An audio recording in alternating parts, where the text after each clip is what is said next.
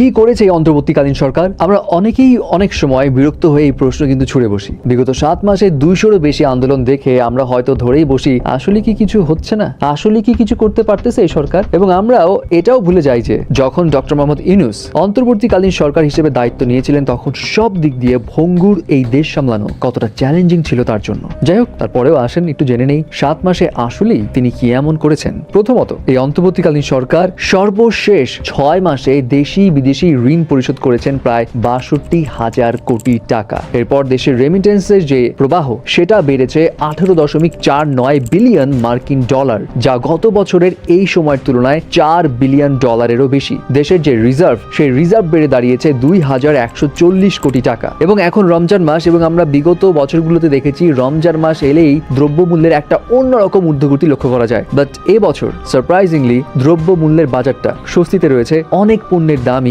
নিয়ন্ত্রণে রয়েছে, যেগুলো নিয়ে খুব বেশি ইউজুয়ালি আমরা কথাবার্তা এখন বলি না। অ্যান্ড আরেকটা নোটেবল কাজ এই অন্তর্বর্তীকালীন সরকার করেছেন, সেটা হলো শেখ হাসিনা এবং তার পরিবারের অ্যাকাউন্ট থেকে প্রায় 635 কোটি টাকা উদ্ধার করা গেছে। গত 22 মাসের তুলনায় সর্বনিম্ন মুদ্রাস্ফীতি হয়েছে এই বছরের ফেব্রুয়ারিতে। ধর্ষণের মতো ঘৃণিত অপরাধের তদন্ত 15 দিন এবং বিচার 90 দিনের মধ্যে করার সিদ্ধান্ত নেওয়া হয়েছে এই অন্তর্বর্তীকালীন সরকারের আমলে। এছাড়া বিগত সরকারের আমলে অর্থনৈতিক কেলেঙ্কারির কারণে বাফুফের উপর ফিফা নিষেধাজ্ঞা দিয়েছিল, বাট এই অন্তর্বর্তীকালীন সরকারের পদক্ষেপের কারণে বাফুফের উপর সেই নিষেধাজ্ঞা তুলে নেয় ফিফা। সরকারি চাকরিতে প্রবেশের বয়সসীমা 30 থেকে 32 করা হয়। অ্যান্ড আরেকটা ইন্টারেস্টিং বিষয়, জাতিসংঘের মহাসচিব গুতেরেসের বাংলাদেশের সফর বিগত কোনো সরকার তাকে বাংলাদেশে নিয়ে আসতে পারেনি, যেটা এই অন্তর্বর্তীকালীন সরকার করে দেখিয়েছে। অ্যান্ড ডেফিনেটলি এই সফরটা ইন্টারন্যাশনাল রিকগনিশন পেতে এবং ইন্টারন্যাশনাল যে সম্পর্ক সেটার উন্নয়ন ঘটাতে অনেক হেল্প করবে। এছাড়া চায়নার অ্যাম্বাসেডর ইয়ো এন তিনিও জানিয়েছেন ওয়ার্ল্ডের সবচাইতে বড় সোলার প্যানেল ম্যানুফ্যাকচারার কোম্পানি